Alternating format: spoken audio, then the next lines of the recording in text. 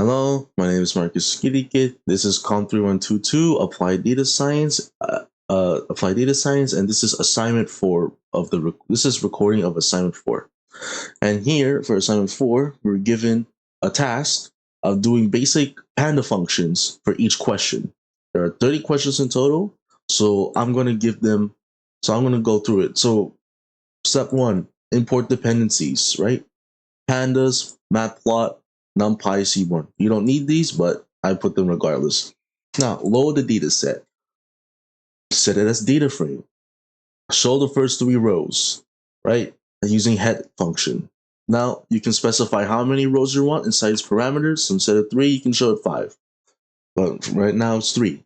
We're going to drop the model column permanently. So I will drop the model column permanently, put in place equal true. Now check the model column has been dropped. See, model is dropped here, model is here, model is dropped over here.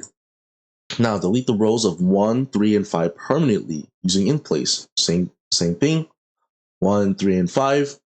They represent each row. Now retrieve the first 4 rows.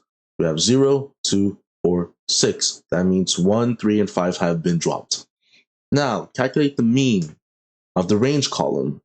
Use mean, right? The mean function, right? Now, how many F's in the type column? Now, before I carry over, I just want to state, if you want to specify what kind of column you want to do a panda function on, just do df, right, square bracket, and then single quotes. And as you can see, each column represented is in. So like type, cost, ID, right? And then you can just put the dot, like what column, what function you're going to use. So how do we count how many F's in the type column? We use value counts. Because value counts is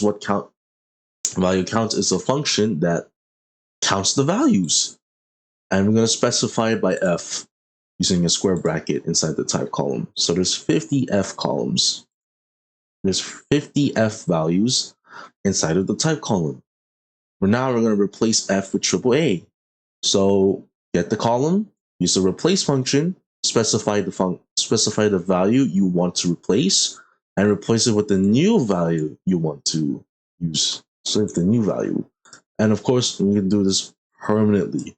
So in place equal true, right? So it's been replaced. Get the head, retrieve the first 5 rows, and now the type is AAA. Now 8, get rid of this, right? And in the cost column permanently, and print the first 5 rows. So instead of using like replace, so instead of using in place, right, we can just specify. We don't need in place for that. So just do a string replace, right? We're going to remove these and just display the number. Just put column with empty string, the $sign with empty string, same thing, close brackets, right? And now they're removed. Now I'm gonna see the D types. So ID is int, range int, value int. The rest are object. We need to change the cost column to integer. So how do we do that? We specify the column, we use the asType function. And then in here, inside the parameters, we specify what we want. It can be int, it can be float, right? But for now, we're going to specify as int, because that's what the question asks. And look at that. It went from object to int, right? So now I split the question of 10 into two subsections, 2 cells. So 10A, calculate the average cost of column. The average means the mean, right? So we use the mean function. There you go. Now, calculate the average cost for each continent. We use the group by method. So print group by continent and then cost and then mean, right? Now you get the mean. Now we're calculating the average of cost for each continent, right? It's just represented by their mean. Now 11, calculate the min-max standard deviation of the cost column. And once again, group by continent. So we group by continent, right? Using the group by function. We're going to calculate the cost, right? And then we're going to aggregate it by min, max, and standard deviation. There you go. Min, max, STD for each continent. I'm going to specify the D types again. Why? Because for 12, we need to calculate the same thing except for all numerical columns.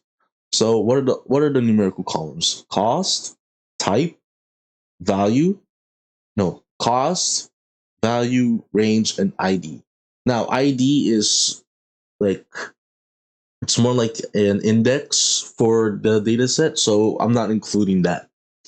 But here, we're going to do the same thing, except we're going to include all numerical columns instead of just cost. And there you go. So there's range, value, cost, and we're going to illustrate this mean of all numerical columns using the bar chart. So once again, group by range, value, cost, dot mean. We're calculating the average mean, the numerical mean, right? And then plot it in a bar chart and then show it. There you go. As you can see, the highest range is Europe. And there you go. Now 14, count the number of each continent in the continent column. So once again, calculate the values. Inside the continent column, there's 7 of them. And because it's an object and not a numerical column, it's just going to say count. Now I'm going to show the percentage of each continent in the continent column. So once again, we're doing value counts. We're going to use normalize equal true and then multiply it by 100. Normalize to get the percentage, right? And of course, the percentage is in 0 point something, right? The decimal format. So we're going to multiply by 100 to get the percentage. So that's the percentage.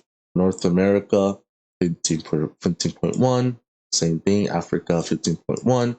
Australia, 14.9%, right?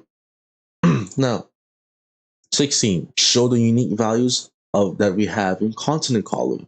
We use the unique column. We use the unique function. So it displays each unique value, which is the continents. And how we show the number of unique values inside the continent column? We use the n unique. This n unique function is what counts unique values. And it's 7, because there's 7 of them. Now, use the value method. So again, value counts method, right, for the cost. And what does the output as comment mean? The output shows the frequency of each, the frequency or count of each value in the cost column. That's what it does, right? Now we're going to plot the histogram of the cost column. Now we're going to get the cost column. We're going to put it in a histogram and use bins, fake size, edge color, and then title, X label, Y label. This is the histogram of cost. And of course, bonus question, change the bins to 50 to show the results more accurately. Here's the bins of 50. What a massive difference. So yeah. Now, how many missing values are in the zip code? We're gonna, right? Same thing for type. So how do we find missing values? We use the isNull function. The isNull function checks the column for how many missing values there are, or NN. So zip code is null, type is null, right? 246, right? Length 947, 947 too. And how to provide a brief summary of null values for the entire data frame. Use info, the info function, right? So name, type. So in the info, continent 947 is null. Right. So 21, if we drop all the rows that have any missing values, how many remain in the data frame? Well, if we drop it, there are 936 rows. And I'm going to show the statistics for the type column using value count. And this time, it's asking to include these missing values. So it's because we dropped them in this drop null function, we're going to put drop null false to retrieve those missing values. How many missing values? There are 2 missing values. I'm going to replace these missing values with triple X. How to do that? So we're going to fill the value with, we're going to use the fill now function, and then in the parameter, triple X. And inside of the type column, I'm going to print, it's going to fill the missing values with XX. So print new type, value counts drop none equals false. So now you could see NA has been replaced with triple X. And how many rows? So we're going to drop the rows that have any missing values and show the number of rows that have been dropped. And because we fill these missing values with triple X, it's back to 938 column, 938 rows. Now I'm going to set the ID as the index. So set index function ID, and then delete the index name. So there is none, right? I'm going to put as none. And then show the first 5 rows. So there you go. Now 26 is to show the index, columns, and shape of the current data frame. So that's what I did. The index is the missing. The index is just the index,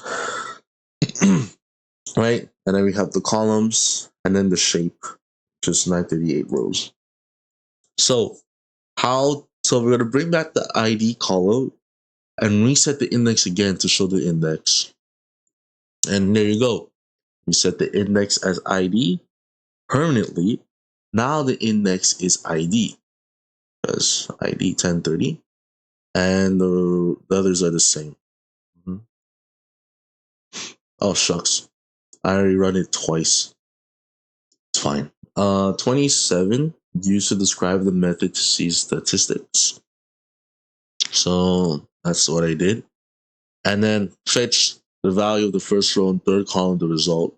So use ilock, right, to retrieve the first row and then the third column of the result. So there you go.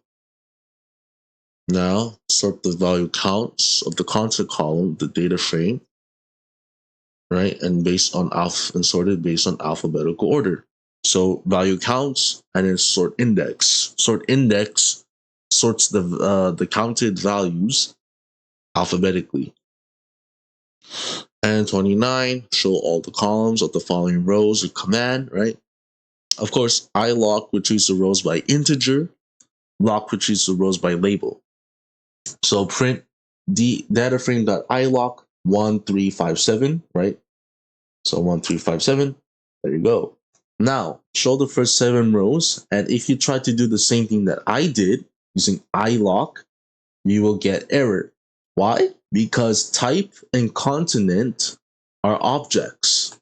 They are not numerical columns like they're not integer or numerical columns like cost, range, and value, right?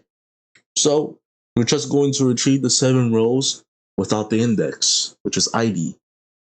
And there you go. You retrieve the first 7 rows. Now, I'm going to show the value of the type that are equal to triple X. So get the type column, equal it to triple X, right? I'm going to print, because now there's 2 values, right? And we have South America and Africa. There you go. And that's it. Thank you for watching. Have a good day.